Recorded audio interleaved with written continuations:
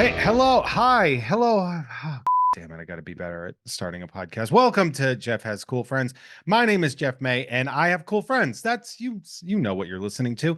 I am being joined by one of my coolest friends, one of my favorite people on the planet, one of my people that I both see accidentally and purposefully so much in my life. He is a comedian, he is a personality, he is a host, he is an author. He is the amazing Ken Napzok. Ken, how you doing, bud? Thank you for having me, my friend Jeff May, who I run into often in the mean streets of Burbank. I'm happy to be here. It Thanks is. for We out having here wilding on them streets. me. The last time it was a truth, like forgot it was Friday night that I forgot you had the comedy show that night, you just get in your zone. And I got so excited that I was like, oh, Jeff's probably in there. And I I ran in without was. thinking. Yeah, and I was there. I was You there. You were. were you were on a walk right past Mhm, Blast from the Past. So if you guys are mhm. Ken Napzok stalkers, There you figure out that Ken lives somewhere near 3117 West Magnolia Boulevard, Burbank, go. California, 91605.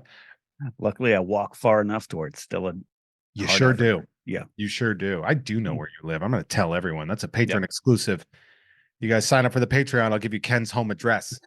Look, I'll tell you what, if you create like a $10,000 tier, I'll split that with you. You would just go right for it, right? Yeah, actually, I knew your address before you moved. I knew your address hardcore.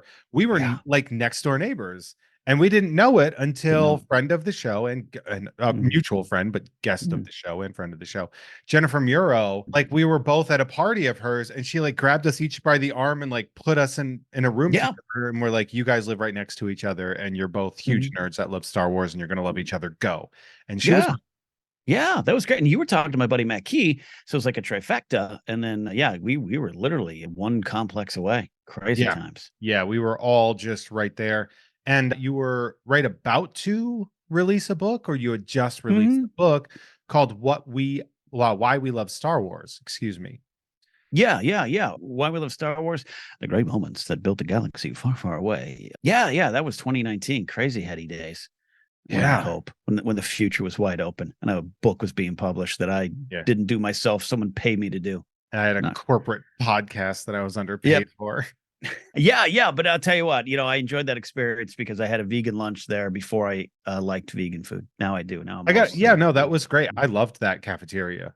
The Mhm. power plant is what it was called because God bless them. plant and vegan. But Good we're for here now. I'm happy to be on a Jeff May joint. Yeah, this is great because I can afford my own vegan lunches if I get enough Yeah, patrons. But I same, don't. I don't have. same. I'm certainly didn't eat four egg white sous vide things from Starbucks that were from Costco that our neighbors gave us for free that I cooked in the toaster oven. I definitely did not had a $2.99 micro mac and cheese lunch. We are dirtbags. Yeah. I have half a PB&J pretty much every day too. Oh, you know what I'm a big fan of is Uncrustables, the Okay. more expensive version of what you've got.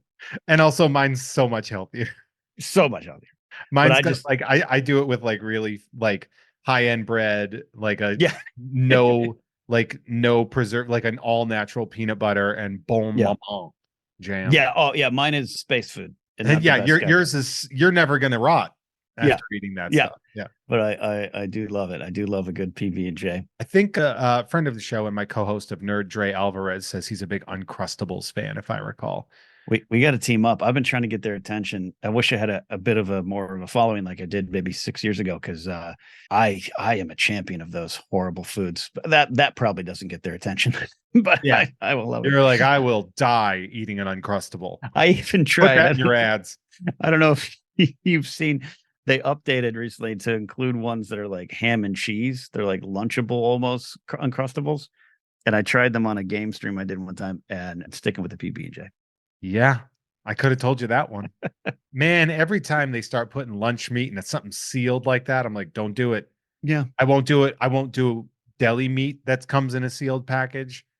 No That thanks. is smart. Yeah, yeah. I I mean, gave up that stuff a long time ago at home. I'll still go get a sandwich or something. I mean, I'll go to Subway a lot, and that's not even legally bread. But yeah, I take umbrage with that statement where people are okay, like, one of the ingredients in their bread is the same ingredient is an ingredient that they put in yoga mats. right. That statement is the most bullshit statement I've ever heard Oh yeah, because there's so much stuff they put into yoga mats that has nothing to do with not like like it's such an insane. It's being like, there's carbon in that. You're like, Right. sure. And you're like, what carbon is found in? Poisons. So Mhm. you're basically eating poison, and it's like, calm I down. like what you're saying. No, you're giving me hope because I still go there. A Stop doing 12-inch, that. yeah, 12-inch veggie delight. I'm there all the time. Okay, stop, because you're making your life worse by eating a Mm, veggie sandwich. That should never be the case. okay. Are Okay. you vegetarian? Have you become a vegetarian? We're mostly vegan. Mostly You're vegan. But mostly but vegan. I've slipped over the last years, depression won and money, Was you this know. a mutual decision twixt you and thine partner, or No, Grace has always danced with, she's also way healthier than me, to be clear. yeah, you got a She's fit hot wife, which is yeah, good for yeah, you. yeah. Well, permanent fiance. Oh, Get her right. sorry. Yeah. She's always been healthier, but she's danced between veggie, vegan, and when we first started going out, like I would cook her a steak or something. That wasn't a problem. So right, excuse me, right at the beginning of the lockdown, for ethical reasons, she was like, I think I'm going to go vegan. And I remember I was concerned. I was like, oh, am I going to be, I'm going to have to do this because I like my steaks just like my dad had his heart attack at 64. I can't give that up. Yeah, And then I was like, well, I do most of the cooking, so I was like, oh, all right, I'll give you a go. I'll start to cook. And I loved it, and I love the way it made my body feel. Like yeah. I could eat a meal and not want to jump off a cliff afterwards. There's a fine balance in it when you switch to an all sort of, vegetable or vegan diet, which is like, I want to feel good. So I'm going Mhm. to eat as much things that can make me feel better about myself by not clogging myself down with all the, Yeah, animal fat and the salt and all the nitrates and stuff like that. yeah, But also, I don't want diarrhea. yeah. And that's a big balance beam that you got to be on right there. Yeah. It's changed. My biggest downfall in life is probably sugar. Like I cannot pass a donut shop and not think about it. And if I'm in a 7-Eleven, which is unfortunately often, I'm always going to get a 6-pack of donut gems. Like sugar is a bigger problem for me than red meat or anything like that. But Yeah, there's a lot of like, you're like eating vegan for a healthier lifestyle. And yeah, most of the things you have described to me are not a healthier lifestyle. yeah. Exactly. But my this is, I love that this podcast goes here, Jeff. My stomach feels better. It Good. feels better. I can even sometimes eat bad food and I'm good for the rest of the night. Like I don't have to run off. Excuse me. I got to go somewhere. Like I don't have to do that. Yeah. I've done, I like during the weeks, oftentimes I'm accidentally vegan. Yeah. Like maybe sometimes I'll put like feta cheese in a salad or something like Yeah. that. But usually I'm like during the weeks I'm pretty vegan, but just by accident. Although lately it's tripped up a little bit. Mm. I don't How know. dare you, sir? I like there's some meats that I have a hard time getting rid of, that I'm just I Like, know it would be correct yeah. for me to like not eat this. What are the May meats? Give me a list of May meats. Well, I gotta tell you, I like bacon and eggs. You give Yeah. me a classic bacon and eggs, and it's hard. And Yeah. like vegan bacon Uh-uh. tastes like the bacon version of 1987 Topps baseball card. It does. And the science of vegan food has improved. There's so many there. And I always say you got to find the thing that kind of doesn't make you miss the other thing. It's never going to be a perfect one for Yeah. one. And Vegan bacon bacon for me has not done it. has not done it. No, I've had there's no Impossible sausages. bacon that I've enjoyed. Yeah. I've had, I mean, Morningstar Farms, Yeah. their veggie sausage patties, Good, yeah. I used to eat those a lot anyway. Like they're Yeah. just they're better than the other version than Yeah. the other ones you Yeah. can get. But I'm an omelet sucker. Like me and Joe Starr go for our old man breakfasts about once a month, and I got to get a big omelet. I'll get maybe a Greek omelet or a veggie omelet, but like Do you you put like a Greek bacon in there. omelet? Do you have a preferred omelet spot in the Los Angeles area? There's a few spots. I'm a big like Coral Cafe. I love the diner stuff. I love Coral Cafe. Yeah, we You should know hit what it Coral up one Cafe? day. What's great about Coral Cafe? Coral Cafe on Burbank Boulevard. Free plug for the Coral Cafe. Yeah. You're never going to get the best meal you've ever had there, but everything is above average. Yes. And for Yes. a place that has a 32-page menu, And average age of the customer and wait staff is like 85. Actually, that's not true. They have a lot of young folks that work there. I will say yeah, that. they got but, young, yeah. They got the regulars. Yeah, I love that spot. One time, Grace and I went there because it's 24 hours, and we went there like 2 in the morning. Anymore, one time. So it's not anymore. I didn't know that. Started closing at like midnight sometimes. Yeah, Scandalous. used to be 24 hours, but used to be COVID COVID. That would that makes sense. This was 2019. I had a wonderful gig at a comedy store one night, and Grace and I went to celebrate, and we were kind of dressed up, and it totally looked like a deleted scene from Pretty Woman at 2 a.m. Everyone was staring at us. Yeah, but honestly though, like Coral Cafe and late night diners in general are the Mm, melting pot. totally. Like there was a tweet that went around about the Taco Bell drive-through at 2 a.m. Mm, It's like every day you'll get like $180,000 Maserati, and like yeah. follow like a jalopy behind it and stuff like that. I think a late night cafe is because it's like theater kids off of a presentation, Yep. or it's, a lot of, because we live in an area that has a lot of music studios. So like Mm, a lot of like musicians who want to take a break from their studio work will go there. I've yep. seen famous singers there a lot. Really at the Coral? Oh yeah. That makes sense. That street, yeah, the street's got a lot. Yeah. I'll have to go later. Yeah, no, yeah, and you get the old guy that sets up a picture of his lost wife Yeah. 10 He's years got after a her death, and tan windbreaker on. He yeah, always has a yeah. tan windbreaker. Merv, you're here. Cranberry Oh, juice to Merv. regular. Yeah, yep. Tortilla soup, Merv? Yeah. But I like a burger. Yeah. And like I used to do soy burgers a lot, but like I like the Mhm. flavor of something that died for me, I guess. I don't know how to say this in a way that makes me feel ethical, because my consumption is not ethical. I recognize that. Yeah, but you're wonderfully ethical in so many places in your life, even more than I am in other spots. But I think you're okay with that. It's still primal. Plus, you're kind of a primal guy, in a good way. You represent what a fist Id. fighting man should be. I represent pure id Yeah, so you in deserve public. it. That's not how I would describe myself, but I get it. I There's get also it. a couple sandwiches that exist across the Los Angeles sphere that I'm like, I have to get a Ben's pastrami at Highmark. Like I can't Mm, not get that. I'm a club or BLT guy if I go to a diner at lunchtime Oh or yeah. dinner. So for me, my diner rules are grill, griddle, or deep fryer, and those are the only I like that. those are my rules. If I'm at a diner, odds are I'm getting bacon and eggs Yeah, anytime. and that's the thing. It's no limit. They don't limit you. No. You want an omelet at 8 p.m. It's yours. Yeah, I you love like that. that, and that to me is safe. I remember I was at a diner one time and someone ordered lobster mac and cheese after I was like, "What the are you doing?" And they're like, "It's pretty mid. It's not that good." I'm like, "You ordered lobster mac and cheese Yeah, at a diner. get a diner. What the is wrong with you? Yeah, Get and, chicken fingers, you idiot." and the wine wasn't that good either. Yeah. Oh, really? It wasn't? Your $2 chuck wasn't great? Christ. You got to know what you're getting. Yeah. Like, Know what you're what getting are you into. doing? How's the Primavera today? Terrible. Yeah, you're there for a reason. It's Yeah. omelet, burger, or a deli sandwich. Yeah. I'll have I remember. Yeah.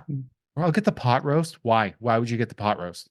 Yeah, once you flip past page 8 at a diner's menu, you're in uncharted territory. Yeah. You turn around. Once it's a meal that you loved, what you loved a relative made for you. And then I do like when the diners. My favorite bar, it's gone. It used to be in Toluca Lake. Timmy Nolan's used to have a family recipe. Ruthie's shepherd's pie was like one of the bartenders named Ruthie was from Ireland, and it was her family recipe. That's good, but a diner will trick you if it's like Marge's tater tots or something. And it's not. Don't do that. It's Does not Marge Marge's work family. for a ride? Yeah, You know, exactly. I do. I do. I got to be honest, this is not how I planned on starting the show. I love I this. could You do go. diner talk with Ken Napzok. I could do this all the time. Like that's all Yeah. I could do. I mean, granted, we're going to talk about a lot of things, but man, Well, like, if you've ever hung out or passed through one of my streams, especially when I was streaming video games, which I might one day get back to, but I don't do as much anymore. It always turns to food, and because everyone in my audience knows, Ken's going to want to talk about some I was food. going to want to talk about food. Yeah. Yeah, We have yeah. food coming.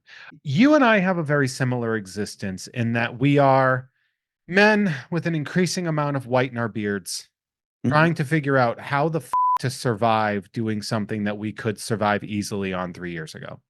Yes, and that others have and still do in frustrating ways.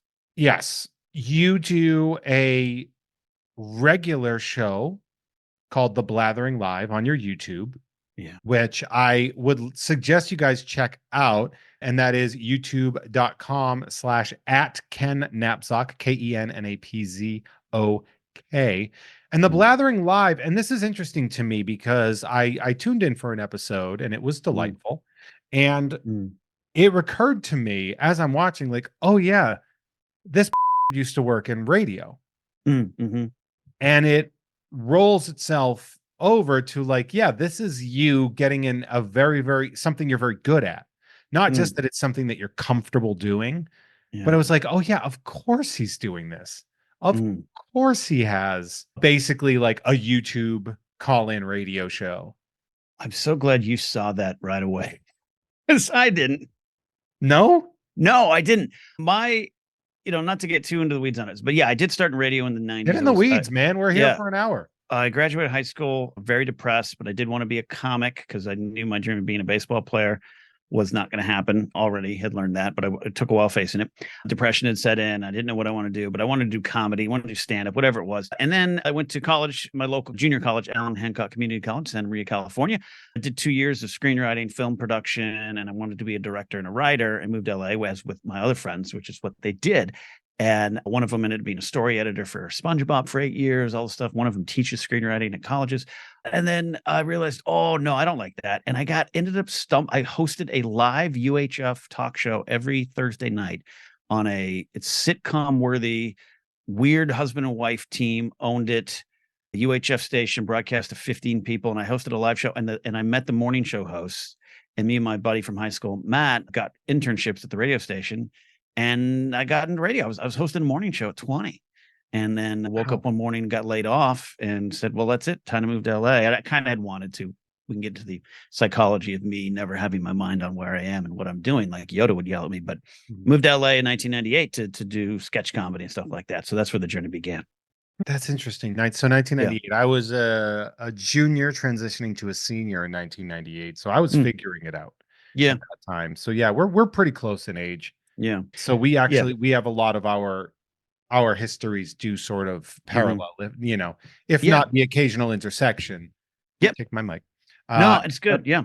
the occasional intersection we have run very parallel.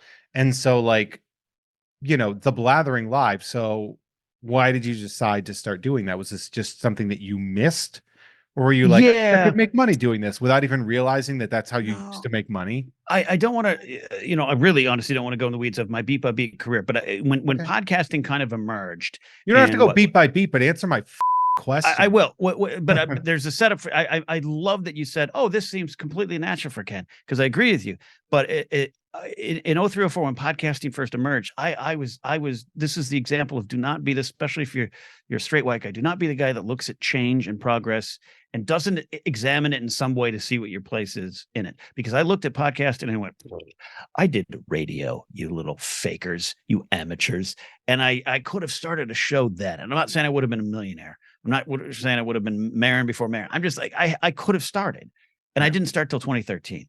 But anyways, so radio is dead. I'm on the air right now. I'm on a radio station, Hall of Fame Music Radio, 107.5 in Pennsylvania, Newcastle, Pennsylvania. I have a shift every Saturday. I tape here in Burbank. But Do you radio is tape it dead. on Saturday and it No, transmits no, over there, or no. do you tape it ahead of time and then it I did it gets last out? night. Yeah, I Oh, track, okay. which it's not that I can get into the I have a lot of friends that work in radio back home. So like yes. I do know that gist of like how the weekend shows work and everything like that. Yeah, yeah. But all that to say, I've done a lot of Napzok Files launched in 2013. It was an interview show, and same not tag say, but this is how you and I started club. Like, I have friends way cooler than me. Let me talk to them. Did that stuff for a long time. Got hired at Screen Junkies, and then I came back in 2020 strong with a more of a scripted, written parody satire radio show, which I used to do in my bedroom when I was 14. I used to interview. I was the guest. I did all these voices, and so I did that for 2 years. But I also not switched politically, but I changed and grew socially and politically. And I think it made for a weird mix. And I've just been trying to figure out to get back to something that's I'm still political. And still, you were on that last episode. I was talking about faith and blah, blah, blah. Oh yeah. Anyways, all that to say, I don't want to ramble. I want to blather, but this is what I was like. I'm just going to blather. I'm going to open up the microphone and do it. And then I started doing Q&As because like, I don't know what else to do on the internet.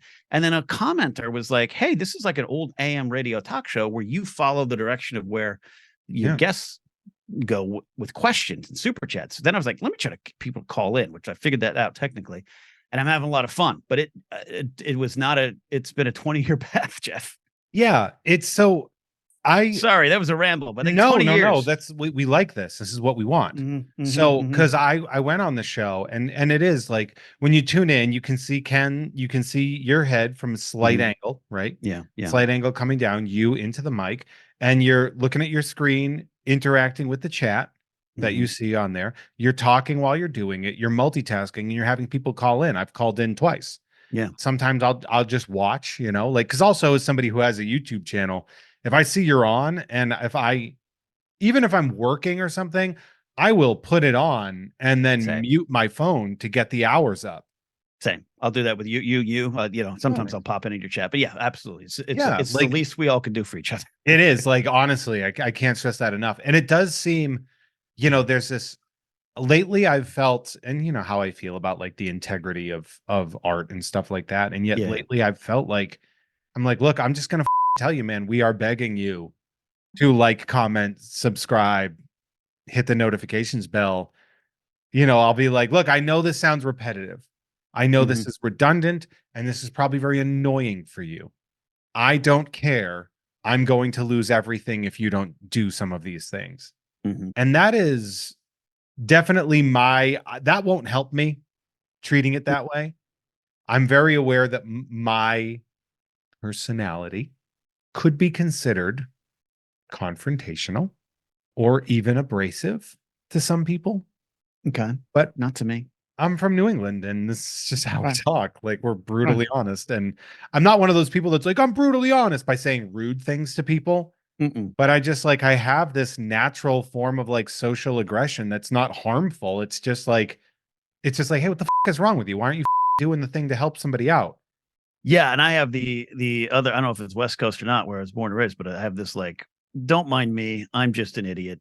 Don't watch or like anything I do. So I appreciate when someone like you is like, help him out.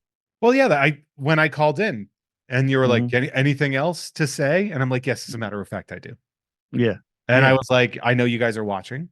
I Mhm. know you're listening. I'm very appreciative of that. We're always appreciative of the things you do.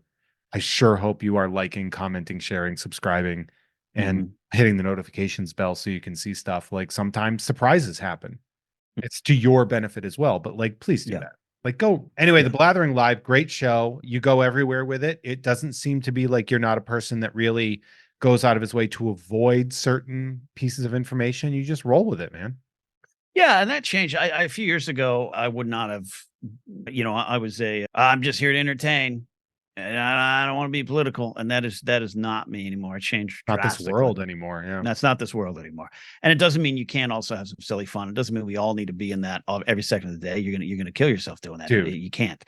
Sometimes I just want to talk baseball cards. Like I also think so much is political and so much, and that politics is not about simply just about a D and an R and who you're going to vote for. It's how you come together to deal and treat and help society. And those the least like politics is everywhere, as we know. And you and I are in this fan. I was one of the one. Look, Jeff. I was voted for Bush, McCain, Romney, Republican, and I just sit there in Revenge of the Sith in the theater and I got George Lucas throwing Bush quotes in my face, and I had to ignore it. I had to, that didn't happen. I had to like, Star Wars isn't political. So yeah, so you were It, you were conservative, sort of pretty deep into the yeah, aughts there. Yeah, yeah, but you it was came out the always, other side. I had one of my old roommate, the one who worked for SpongeBob. We knew each other from high school and everything, and he was a Noam Chomsky and kind of die in the wool, kind of leftist liberal type, still is. And we never would argue and everything. We went to lunch about a year ago, and I said I almost feel like we were talking politics. He goes, I almost feel like I should apologize to you. He goes, yeah, because no, the difference between you is you care about other people, and you always had that kind of base level compassion, and it was always there. And that's where I did a deep analysis, and I argue with some of the older people in my lives, parents, where I'm like, if you were to stop and dig into what you're in your heart, you would find it might not align to who you vote for. And if you can get to that point, you might see a dramatic switch. But it's hard. I held on to that for a long time. For a Yeah, long time. I always kind of thought of myself as like, the classic, like I'm socially liberal, but I'm fiscally conservative. And Right. that Right. just means like I like to pretend that problems aren't real. Like it's like the Yes. best way to like I like to pretend that, Yes. this whole thing of like, I don't want anybody helped. And Hmm. I didn't think of it that way. I just always thought I would compare how I handle scenarios to how the world Right. handles scenarios. And that's just not the Right. case. But like And yet, I will say it used to be that conservatives and Democrats used to be like, "Ah, you're the Mm. different guy, but we can get along." And now it's like, we should make women slaves, right? You're like, I'm Right. sorry, what was that? Yes. And you're like, I think we may have reversed a little bit of our Mhm. direction here, and now you're a bad person, Yes. which it Yes. used to be about like taxes.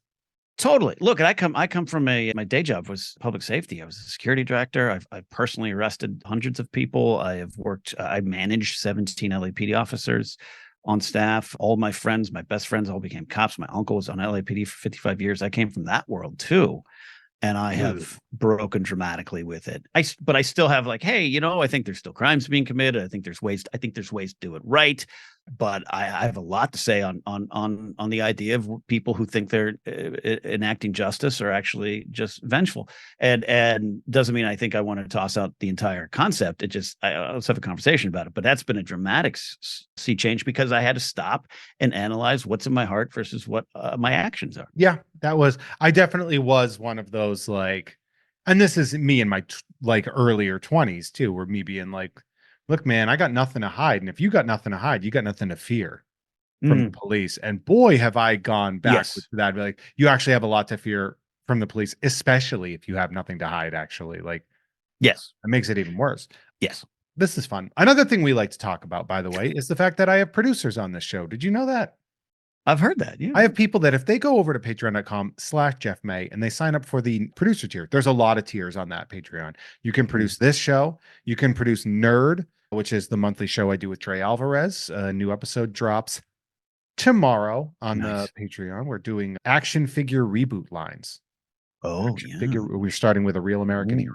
Ooh, The GI Joe Real American Hero yeah. drops I tomorrow. like Then I that. think we're doing 95 Power of the Force. Mm. And I think we're I doing, like like it. Masters of the Universe 2000X. So I think Oh, we're doing all those different reboots. great. I want to listen to these, especially the Real American Hero. They're all great playlists on Dan Larson's channel, huh? You Oh, just run it through the list.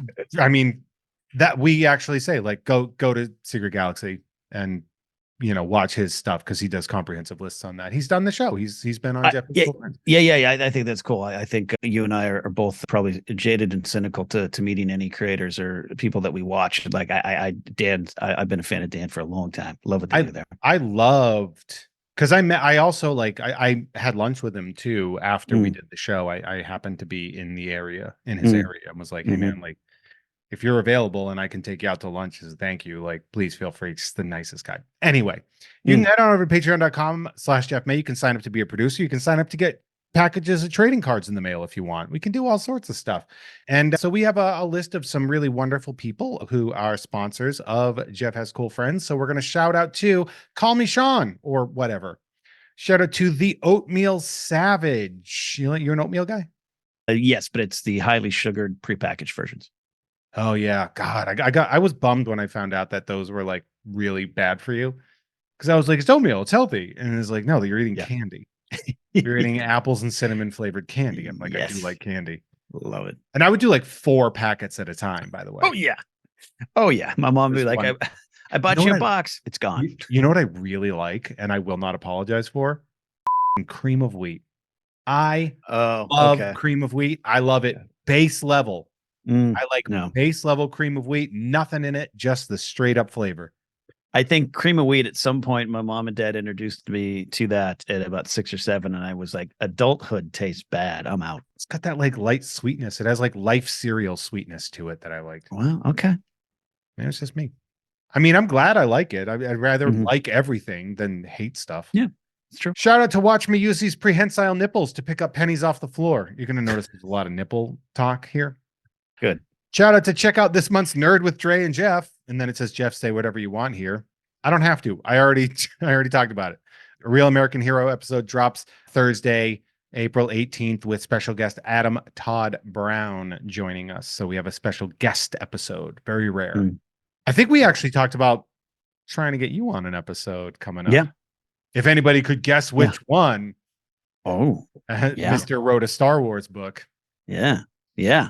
Shout out to the normal man, Andrew McGuire. Shout out to Dan Aykroyd. Shout out to Norm from Cheers. Shout out to Dan Adamski, world's humblest man. Shout out to Bart Fartigan. Shout out to Tubi Terror Bunny says the strike may be over, but egg Bob Iger anyway, cuz them. Shout out to Mr. Billy Beck. Shout out to Carson. Shout out to Aldo Vargas is a couple months behind on his podcast, but he will hear this eventually. Do you have regular podcasts you listen to? Or like a Oddly, YouTube video when you have a chance, guy? I'm more of a YouTube. I've never really taken to podcasts, which I know seems weird, but I also am not a huge fan of stand-up comedy either. I don't So have time. Yeah. People send me, oh, have you listened to the new episode of that? And it's like, look, man, no. I'll subscribe to get the numbers up. I don't have time to listen to a 2-hour episode of whatever show is coming on. But yeah, I've become more of a like 15 to 20 minute mini documentary on YouTube. Right. Guys, kind of thing, which I bet we watch a lot of the same stuff then if you're watching Secret Galaxy. Well, I'll stumble. I'm also brand loyal, so I started following Toy Galaxy, when it was Toys, and the subscriber number might have been below 20,000. Yeah, and they did what you're supposed to do. You zero in on a thing that's you perfect and get better and make it consistent, and they exploded and became Secret Galaxy. But the reality is they couldn't survive doing just toys. Right. Yeah, it was the reality. Yeah, but point being, so once I discovered that, if something else pops up my feed that's like, oh, look at the G.I. Joe line, I'm like, it's not Dan, I'm not watching. I do have that sometimes where I'll see, I like, it takes a lot for me to get to watch something with a new narrator where I'm like, And actually, when I was researching the Real American Hero stuff, I watched all Dan Larson stuff, but then I found guys that were like, their thing was G.I. Joe. And they're ranking their stuff and they're doing, and I'm like, well, Dan can only cover so much in 18 minutes. This guy maybe is going a little bit deeper into what I need for this specific thing, but yeah. And it's not suggested there's, but I did it. I eventually became good friends with Alex Damon and Molly Damon of Star Wars Explained, but I discovered them in like 2013 and was like, this is it. This is my channel for getting Star Wars explained to me. And luckily I chose right because they're both wonderful, thoughtful, insightful, progressive people. There could have been some bad choices early on. Yeah, there's some people that I've been on shows with before that I'm like, I'm not going to be on a show with you anymore. No, you are. You're yelling at the cloud, old man. Yes. This episode also brought to you by that scene in Lost City where Brad Pitt dies. Shout out to the ghost of Dave Thomas. When you were eating meat regularly, did you have a favorite fast food that wasn't Subway? Jack in the Box. Or you smoke weed? I didn't know you smoked. I do not. Never have. Also, a shout out to Del Taco and the Double Del Cheeseburger, my favorite burger in the fast food world. You just gave me the craziest, most unhinged answer to favorite fast food I've ever heard in my life. You're like, I love Jack in the Box, but if I'm going burger, Del Taco. Yep. That is the most insane thing I've ever heard. You recognize that, I hope. Like, I really hope you recognize how just unhinged that is. I've received some, I don't even want to describe it as scorn, but just surprise, shock. It is shocking. I'm so shocked I can't give you scorn. There's no disdain. There's only reaction to this. It is scientific curiosity. Yes, I have only known 1.5 other friends who agree with me. One of my friends worked with Schmoes and Screen Junkies, JTE, Josh Tapia. He's same thing to this day. Double Del Cheeseburger, the best fast food burger in that market, And I have another friend who's like, I agree with you, but I've had some bad ones. And I'm like, what are you gonna do? Yeah, it's Jack in the Box. Well, the Del Taco. Oh, Del Taco, yeah. Jack in the Box was it was always close to me, closer to me than Del Taco. So it's mom's meatloaf. Yeah, and I think the Jumbo Jack used to be great, and then I think, quite frankly, along with a lot of capitalist ventures, the quality went down while the price went up, and I was like, I'm out. I'm a Burger King guy, which is, people look at me very strangely. I like a good Whopper. I think the Whopper is my favorite. I mean, the Angry Whopper, in my opinion, is the greatest fast food item of all time. But the Angry Whopper? Explain more. Angry Whopper had some spice, had some heat to it. A little zesty heat, a little sweet heat, great combination. Fried onion petals. That's good. It had like a pepper jack cheese. Love pepper jack. Pickled jalapenos on it. Love that. Just a delight. Give that a go. Just a delight. I'm going to start calling Yoda Old Grogu just to see what happens. There you go. Shout out to mashed potatoes are the brioche buns of side dishes. That's a good reference to my overrated list of foods. I think the brioche bun is an overrated sandwich vehicle. I might agree with that, but I love mashed potatoes. And I think mashed potatoes as a side dish are super overrated. I'm not saying they're bad. People think I'm saying they can get a little bit boring depending on where you have them. And mashed potatoes don't do much for me that stuffing can't do better. Mm. See, I've been known to have just mashed potatoes as the main course on holidays. That's unhinged. Are you 6? You 6 years old? Some You're would like mashed say yes. potatoes, an uncrustable. Some would say yes. And that someone would be my fiance. Fair. That is fair. You're like, to be fair, they're not actual mashed potatoes. They're Idahoan spuds. So Yeah.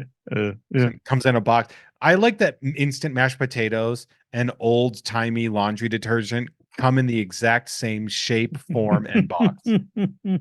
Yeah, they do. And finally, shout out to the enchanting, wandering, unpierced left nipple cider served at room temperature. Shout out to them. Spoiler alert, they were at Mint on Card on Friday and Ooh. hung out with us because I had some friends, some co-hosts were on the show with as well. So it gave people a reason to be like, well, now I'll drive out. No. And they were there. I got to meet them. And I was like, it was so funny. He's like, wow, it's really exciting that I get to meet all you guys. And I'm like, I've been saying your weird ass producer name for so long. It's like meeting a celebrity for me here. Oh, I love It that. was, yeah, it No. was. And I think you're great at that too. Another thing we're in the similar arena on. Like I'll meet Patreon supporters at comedy shows out of state, and I give them hugs. Oh, Like yeah. I know you. Not only do I know you, but you're keeping me alive. You're putting food on my table. It's definitely one of those things where like I have this eternal form of gratitude for that. So like, when people like have you sign something Mhm. that's like an inside joke or that means something to Yeah. you and therefore to them, and they're like, can you sign this? Like enchanted wandering unpierced left nipple cider served at room temperature knows that I think Predator 2 is the best Predator movie because it is. Oh, yeah. It explores the lore better. I don't It's have a more problem with about the that. humanity versus, I'm sorry, but Arnold's not the underdog in a movie. I don't care. Like, I agree with that. but he had me sign a Blu-ray copy of Predator Hmm. 2. And I was like, this is awesome because like you paid attention. It also Predator 2 scared me off of even wanting to have sex for a while because I was like, that can't be how it goes. Can't be how it goes. Skinned alive while you're doing it. Yeah. I You don't don't think want I'm that? capable. I don't think I'm capable of getting skinned alive by a predator. In this case, predator, we meaning one of Mm. the Yautja Yes, species of that's true. the film, not the other. Yes. Not the type of people I've worked for. Hey, if you want to become a producer of the show, head on over to patreon.com/Jeff May and sign up for that. If you are signed up for that and somehow I didn't say your name, you got to send me that. Send me that name Mm. over DM, man. Get those. And if you Yeah. want me to change your name, you gotta let me know. I'm not a Yeah. magic man. I try to Yeah. be a magic man. I am not a magic man. Yeah. Why we love Star Wars, right? So you came out Mhm. with this book and we Mhm. talked about it on the last show. Sure. Yeah. But so in the past 3 to 5 years, since we have seen the book be published. Mhm. And the book did well. Started well. Yeah. Yeah. Yeah, like it's Yeah. well, It a did. lot of people publish books and nobody buys them. Yeah. Yeah. Yeah. But you got a good book, it's digestible, it's Mhm. bite-sized Mhm. availability. So it's like in a way, and in no way is this meant to be sort of derisive at all, but like it's good bathroom reading. Mhm. Because if you're Mhm. sitting down on the John and you're like, I don't have all time, I don't have all Yeah. day, but I do want to read. And like you're like, I can Mhm. read a 2-page Yeah. explanation of why General Grievous is cool or Yeah. something like that. Yeah. Absolutely. Since then, we've gotten a lot more Star Wars. Mhm. Mhm. Two Yeah. questions for you. One, do you love Star Wars the same way you did when you wrote the book? Do you love it more? Or has it had less of an effect on you due to like saturation or whatever? I I love it more differently, but at the same time, there's been, Force Center with me, Joseph Scrimshaw, and Jennifer Landa is in our 10th broadcast year. Yes. And we did stop during the strikes. No pats on our back. It was a tough decision that affected us financially, but there was no question of what we were going to do. But during that time, you ever step away? You're a baseball guy. I've always been haunted. One of my favorite players in the late 80s into the 90s was Kevin Seitzer, Kansas City Royals, Nice, Oakland A's. Kevin. Yeah, I was gonna say Kevin Kevin said he Seitzer, was the catcher, right? third base DH, Or first third. base with the Royals. They moved Brett from third to first in '87. Anyways, he retired shortly after the strike in 1994 and was like, oh, I got away from playing and realized I didn't miss it. And that I was in high school and I was like, why would you do that? Why would you retire from Major League Baseball? So that's always stuck in my head. There was a brief moment during the strike where I was like, I wasn't watching Star Wars, like not just that the Ahsoka had come out, but also like I'll put on Solo, I'll put on Rise of Skywalker, I'll read a comic book. I had stopped, I disengaged, and I found that I wasn't missing it as much, and so I got scared because I also have a habit of doing that where I'm just like, I don't watch The Simpsons anymore. I don't watch SNL. It's not just about getting older. It's just like, I don't know. I stopped and I miss Yeah, it. you And I don't want miss to it. abandon this thing that Yeah. also that not only do you have this historical background to, but it also helps pay your bills. Yeah, and it's like a job I can't leave. And it's like, and I don't want to fake it. But luckily, the TV show Bad Batch exists, which is the animated show that's Yeah. it's in its third and final season. It's wrapping up here in the next couple weeks, and it's my favorite Star Wars show of the modern era. And I love like I'm a not I don't like to say defender, because if you don't like something, I'm not going to try to bat you over the head till you like it, and you're not going to get me to hate it. But I love Book of Boba Fett, and it's a flawed, crazy, bonkers show, but I love it. I love Kenobi. It's a thematically really rich. So I loved Kenobi. yeah. I'm not going to agree with you on Boba Fett. And No I one will does. add that I sponsor Robert Rodriguez's section at Vidiots. I love Oh, Robert Rodriguez. I love Boba yeah. Fett. Boy, did I not like that, but that's okay. It's okay. But It's also, remember, you also have to remember, like, Star Wars used to kind of be, from when we were kids, only good. yeah. It was only Yeah. good Yeah. quality Star. Well, I mean, there was Ewoks and droids and the Battle for Endor and Caravan of Courage and stuff, but like, I own a DVD copy right over there. but those were also like limited viewings. Like you weren't Yeah. catching that all the time. It wasn't this saturation of like having it everywhere. Yeah. But yeah, so Bad Batch reminded me of how much I love it, because it is overtly political. It's not even quiet about its politics. It is overtly political. It is emotional. It is about the big Star Wars themes: generational change, found family. But it's also about what do you do in the face of oppression? What side do you? All these things. I can go on and on and on. But that's how I love it now. When the book came out, I loved it, and I'm so proud of the book. But it was a little bit of me going, yeah, I know there might be some politics here. I know, Lucas named some of his villains in the prequels after Republican political personalities and elected officials, but I'm not going to engage with that. I'm going to engage with what I'm about: the joy, the emotions, how the sound of a blaster is why you love Star Wars. And I stand by everything I wrote in that book. But since then, with the lockdown, me changing, I love Star Wars in this way that is this moral compass, this true lesson for everyone. Looks and says, well, George says it's for kids. He doesn't, he says that sometimes, but his point was kids on the cusp of adulthood. And it's this moral compass for that. And I think it's so powerful. And there's so many times I connect with it in other ways that people don't. I get it. Yeah. Where I could look at something like Book of Boba Fett and go, yeah, no, I anything you probably would say, Jeff, I'd probably go, yeah, you're right. But I won't trade that series for anything based off Garza Fwip talking to Black Chrysanthemum about change and about how what was once celebrated is no longer accepted and you've got to move. There's those moments. Danny Trejo talking about everything that society has coded the Rancor to be, also, i.e. me as a former gang member and drug addict, is not who you are. And those are the lessons I pull and I get excited that's very about. Meta. I would add, and I've had this conversation with a lot of people on social media before, where I'm like, George Lucas is right that Star Wars is for kids. Yeah. I also think part of the glory of fandom is that you can unequivocally love something that is for kids as well. That like a lot of the stuff, like especially like the prequels. I think the prequels are very like, as much as all the political intrigue, like they're clearly for children.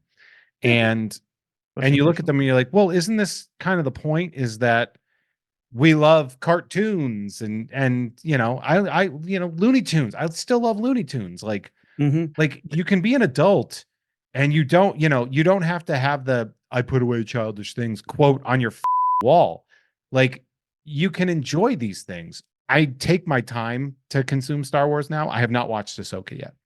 I just haven't watched it. I don't have time. I haven't watched season 3 of The Mandalorian yet. I watched Andor, and Andor, in my opinion, is the best Star Wars anything that's ever been made. Andor's near perfection. I wish it was a Star Wars show, but it is, and that's why it's so great. It's a Star Wars show because they're like, I like the idea of the Star Wars universe where if somebody pulled out a lightsaber, someone would be like, "What the is that?" Like I like the Yeah. Oh idea yeah. that Yeah. like, Yeah. Yeah. Yeah. Yeah. we've been following through Star Wars like all the machinations of like one family's bullshit the whole time, right? And Mm, like the mm, wake of that one family. mm-hmm, Two families, I guess, if we want to talk about the Palpatines.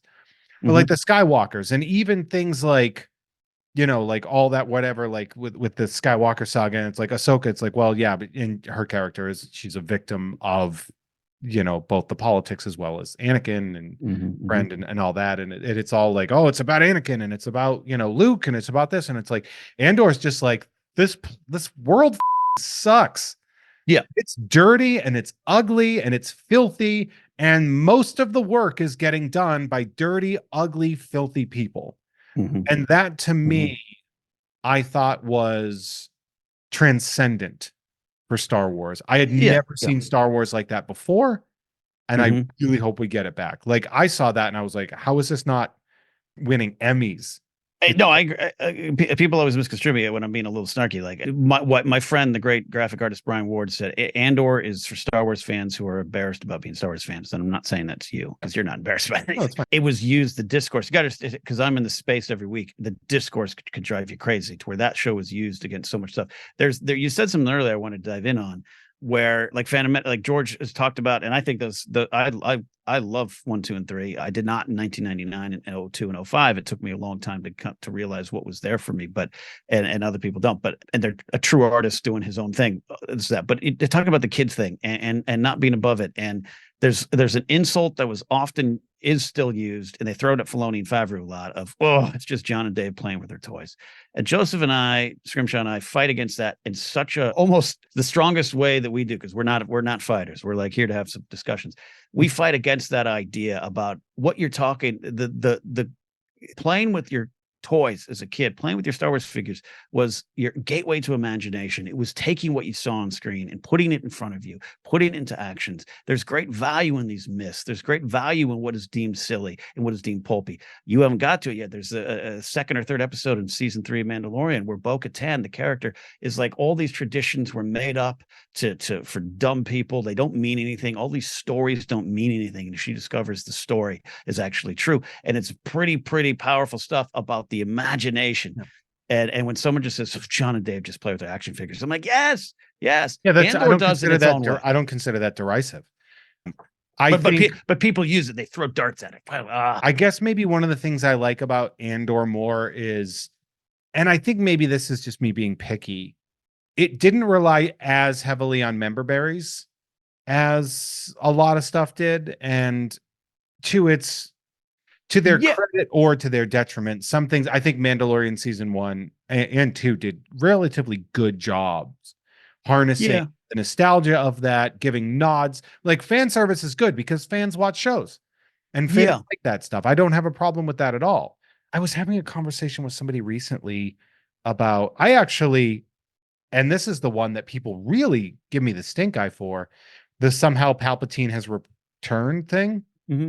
And everyone's just like, that's so lazy. And I'm like, it might be if you weren't watching season 2 of The Mandalorian and clearly looking at how they're building cloning technology for a very specific reason that needs force sensitive midi-chlorian rich blood. Yeah. Like, how are you guys? I'm like, it blew my mind that people didn't see the synergy between Mandalorian season 2 and Rise of Skywalker. And I understand that if your movie needs a television series to make your movie work, then it's not a good movie. But Star Wars is Star Wars. But my big argument, not to you again, is I hear this a lot from pundits, and I'm not in the movie pundit game anymore. I've left Collider, left Screen Junkies. I don't review movies. Star Wars is it. Occasionally Game of Thrones. But Star Wars is not just about Star Wars anymore. And again, you're not saying that. I have one particular person in mind that I'll say off camera to you, who I've stopped working with because that's their thought is Star Wars is just about Star Wars anymore. You've got to engage with the ideas presented and what's going on there. And to me, I love Rise of Skywalker is the movie I watch most now of 7, 8, 9. It is, to me, got the pulp that the others lack at times. And I love Last Jedi. But that Palpatine thing, it's just like, it's about the theme, man. Star Wars wants you to ask why. Why does Palpatine return? Because evil, the generations like him, the people who represent him in our real world, they don't let go of the power. They don't let go of anything. The boomer. Luke lets go. Leia, let's go. She holds on to save her son and let's go. Palpatine literally wants to take the generation behind them and take their position. And is it executed flawlessly? No. Is that a clunky line? Yes. And I know Oscar Isaac probably hated it. It became a meme. Totally get it. Yeah, but I defend it from that point of view of it is connected to what I call the emotional canon of Star Wars. I'm annoyed at how dirty they did Rose Tycho. Yeah, no, they messed it up. I actually really like The Last Jedi. I think for me it's my favorite of the sequel trilogy, primarily because Right. The Force Awakens is derivative. We can accept it and move forward. Like, it doesn't mean it's bad. It just means it's clearly derivative. When you're watching them do an attack on the Death Earth Star, and you're like, okay, Right, yeah, sure, yeah, I absolutely. get that. I don't disagree with understand that at all. Yeah. Last Jedi did one of my favorite things, which was give a middle finger to fan theories, because I don't like fan theories. I hate them. I despise. I think fan theories create expectations among fans, and they get mad when they don't get their secret silent way.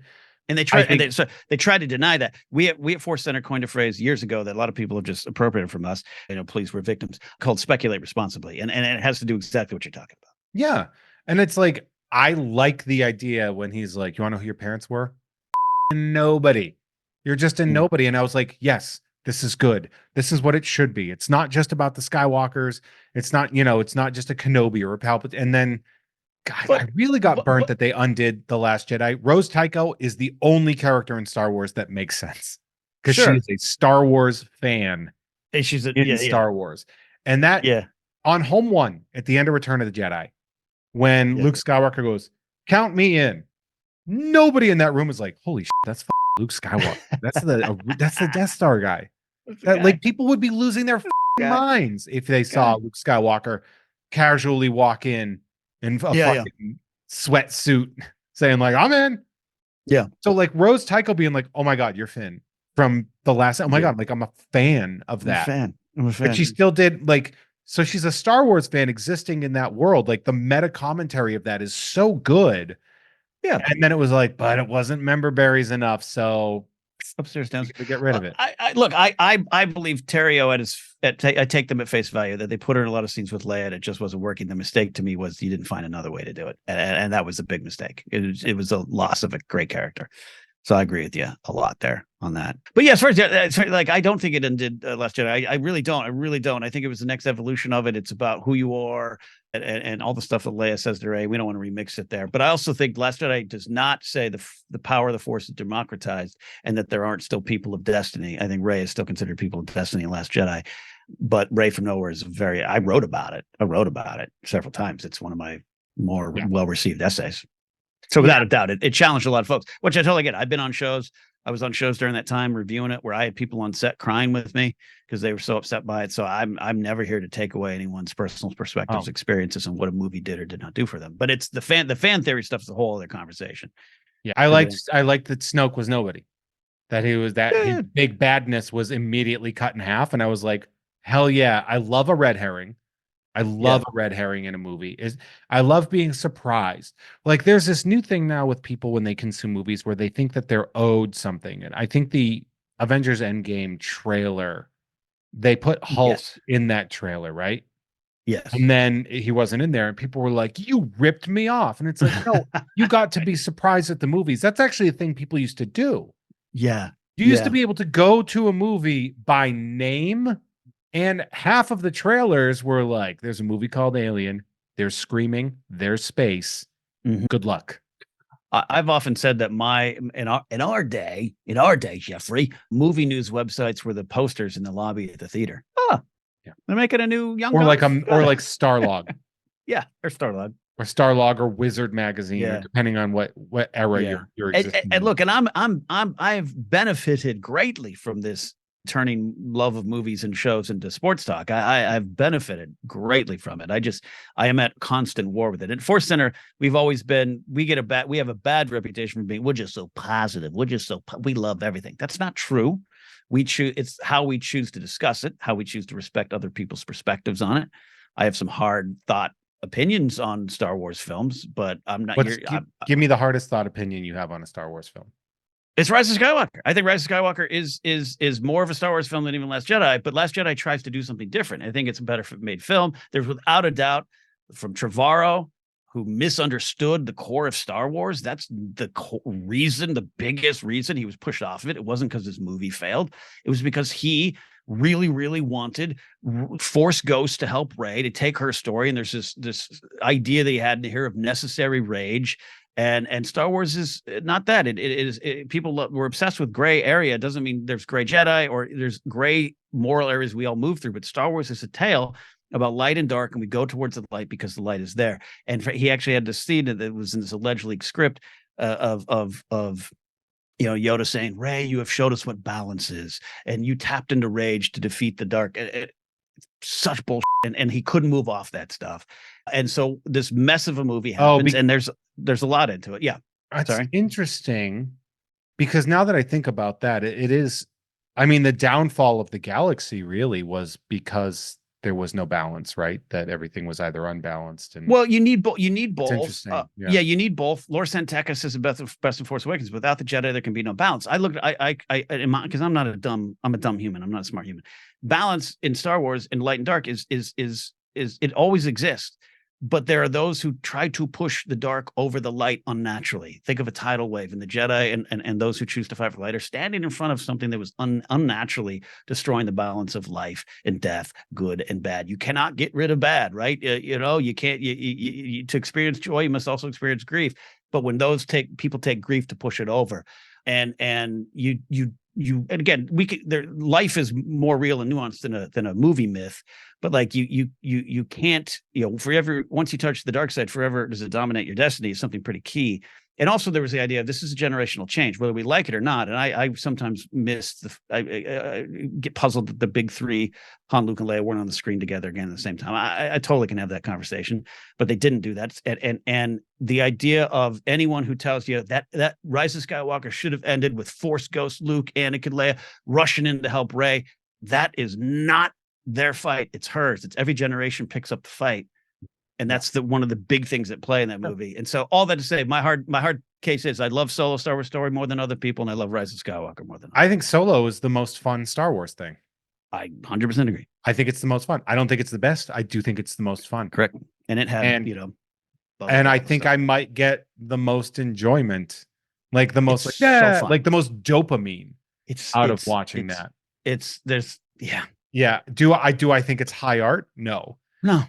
I think no, but whereas I think Andor is like is like an AMC or an HBO series that was just like also it's Star Wars. And I want to go back to that, be clear, like I've had a couple of friends of mine who always get in this fight with me because they're like, how do you not like Andor? I'm like, I have said so many times, I love that show with every fiber of my heart. I love it. It's talking about overt politics.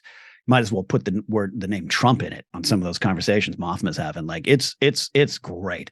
I love pulp. I wish there was more aliens and all that kind of stuff. But you're splitting hairs. That show, and I can't wait for season 2. And Gilroy's an interesting cat, man. Like he doesn't know any of this stuff. He became a student of Star Wars. Yeah.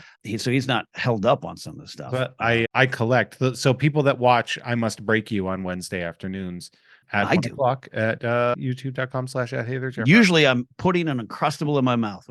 Know that one of the things that I do collect almost exclusively is autograph cards of Fiona Shaw as Marva Andor, because she is such a fascinatingly talented actor who has a Star Wars autograph card. And that's so funny to me.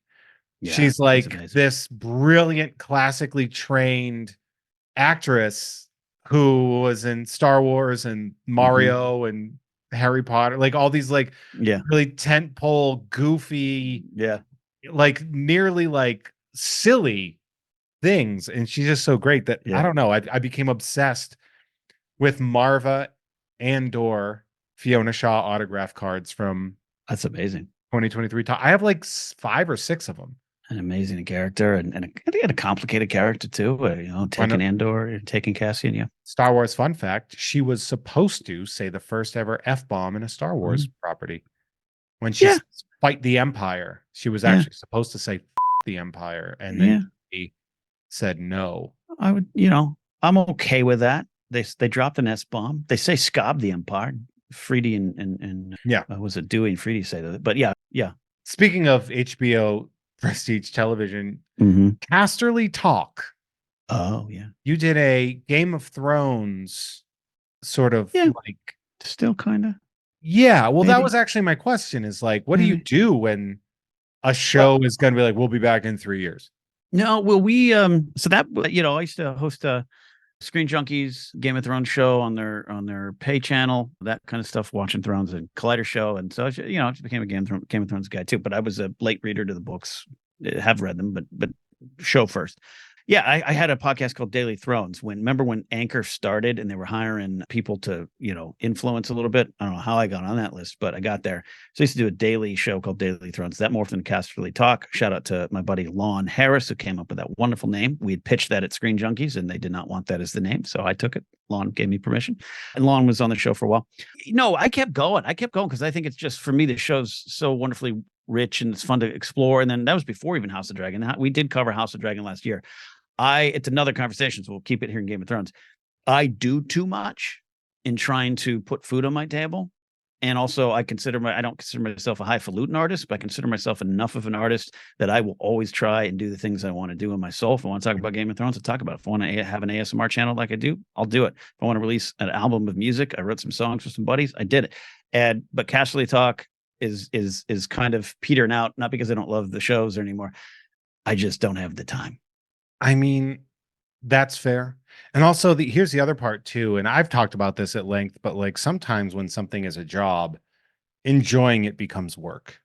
Where That you're like was with the like I do that with the Batman podcast, where it's like sometimes watching even when I'm watching great Batman, when I watched the Batman in the theater, there was a piece of me as I'm like, this is awesome. There's also a piece of me that's like, this is going to be so much work when I have to cover this on Tom and Jeff Watch Batman.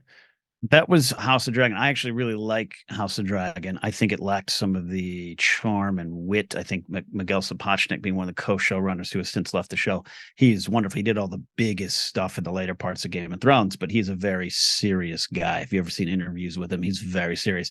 And I think House of Dragon lacked some of the, the Hound, Tyrion. And also it's a dark story, even in the Game of Thrones world. But I had a little bit of that I got to watch this show 3 times to take 6 pages of notes.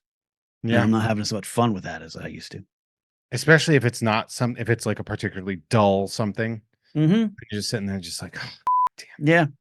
So I don't know if I'll cover. I think we're gonna try to cover season 2. My buddy Alden Diaz and I. We launched another show called Anytime. But yeah. But yeah, and that's what I felt a little bit with Star Wars this past year. Well, it's back. The Bad Batch. If you haven't taken the dive into Bad Batch, I recommend. It's such a wonderful show.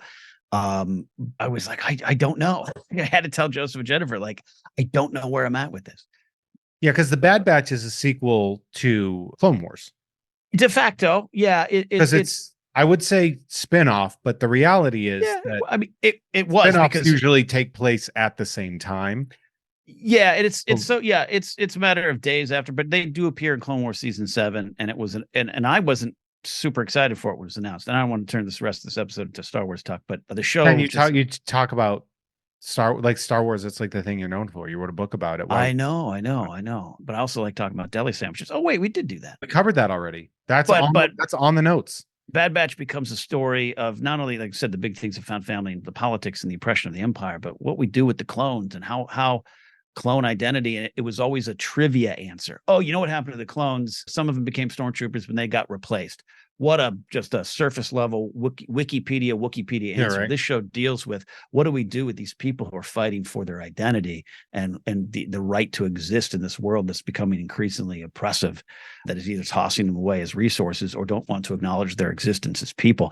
Like, I think it's pretty heavy. And as well as some of the other stuff going on. And that show kind of was like, that reminded me, oh yeah, I really love this stuff. And sandwiches. I want to talk more about sandwiches. No, a couple things, because I know we're about to finish up the free episode.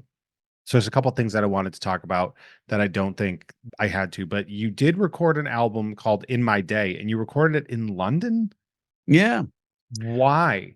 We were over there for Star Wars Celebration, and often, around some, the convention stand-up comedy circuit. Every year, San Diego, Mark Ellis does an American Comedy Company show. I'm always on everything. And Joseph Scrimshaw. He was a very accomplished playwright and performer and stand-up comedian is not even the right And mint word. on card. So Yeah. But you know what I mean? Like stand-up doesn't even really cover what he does. He does something different and yeah, special. for those of you, by the way, that are long-term listeners, you will know that Adam Todd Brown Mm. tells the story about sitting in a chair because we had lawn chairs and sitting in a chair and breaking it. It was during Joseph Scrimshaw's set. Love that. So if you guys are longtime listeners and have heard Adam talk about that, it was during Joseph Scrimshaw's set. Yeah, and he's a genius in so many ways. And anyways, we'd been on like in Chicago for Star Wars Celebration. We were on Mark Ellis's special taping, and then we did a live show in Anaheim and all that kind of stuff. And we were going to go to London, and Mark Ellis was going to come out and fly out, and he's a Star Wars fan. He's like, I'd love to do comedy in London, and he ended up not doing it. And Joseph and I kind of were like, I think Joseph was like, well, we don't need him. Like we had that like, why are we what he's my best friend, like what, we don't need him. And I was like, yeah, you're right. So Joseph ended up handling the booking. Shout out to our friend Matty Gunner, UK Zone, who gave us a list of venues, and that led to a wonderful Harrison pub, which I don't even think is any, they were having an issue of staying going. They were doing like a GoFundMe, trying to raise funds for raised rent. Anyways, and we were just going to do a stand-up show, do a Star Wars Q&A, get our forced interview. We have a lot of UK listeners. And then I was like, well, let's roll tape. And I did a good 26 minutes.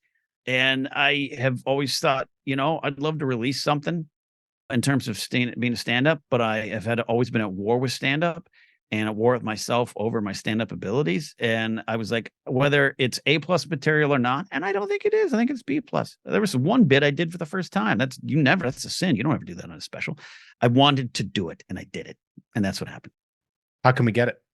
You can get it where, if you want to stream, it's there. You can also go to Bandcamp and get the special edition version, which includes bonus material, Jeffrey. BoneCon. And that is at bandcamp.com/Ken Napzok.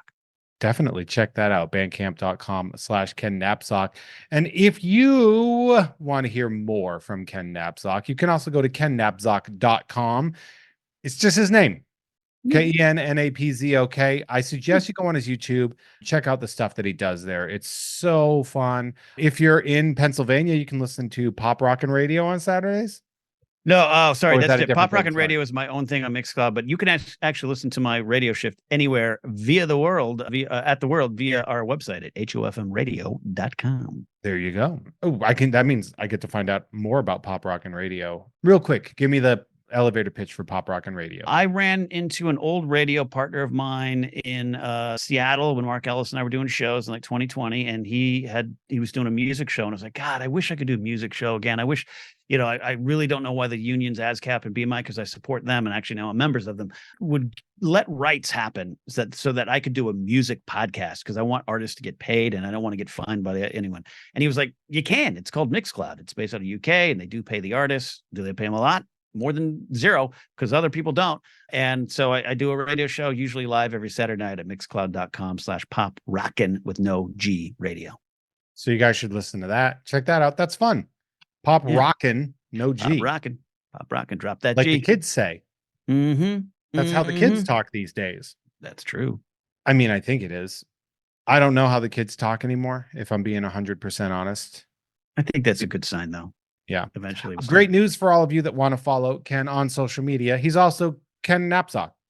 Yeah. KENNAPZOK. So head on over to, for example, Instagram, Twitter, whatever you want. Follow, listen, support, be there for my friend Ken Napzok, because he's there for me, his friend Jeff May, and he can be there for you as well. You definitely want to check out the Blathering Live. Sometimes I call in, and that's fun.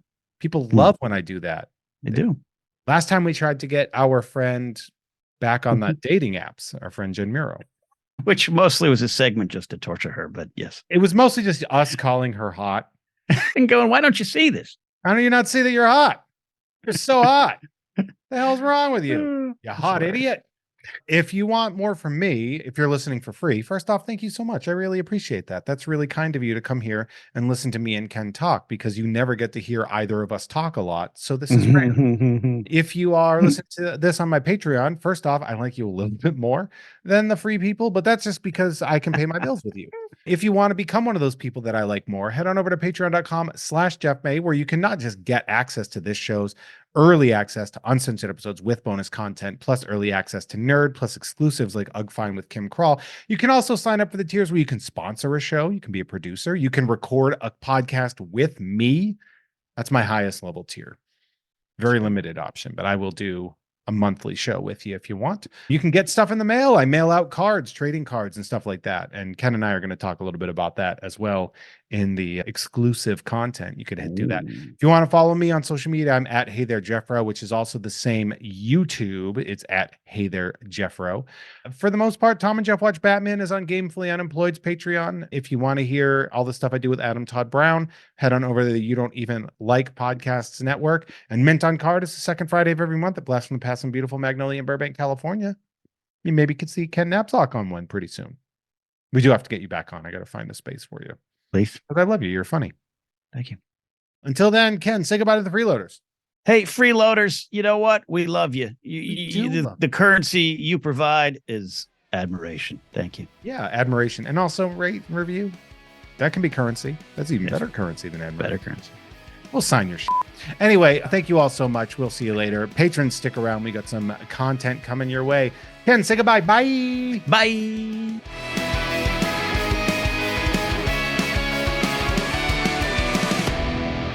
Hey, everyone. Our artwork is created by Justin T. Brown, who can be found at Artness by Justin Brown on Instagram, as well as artnessbyjustinbrown.com. That dope music you heard is by Troy Nababon, available at Troy Nababon on Instagram, as well as at troynababon.com. Nababon is spelled Nababan, and boy, does that shred.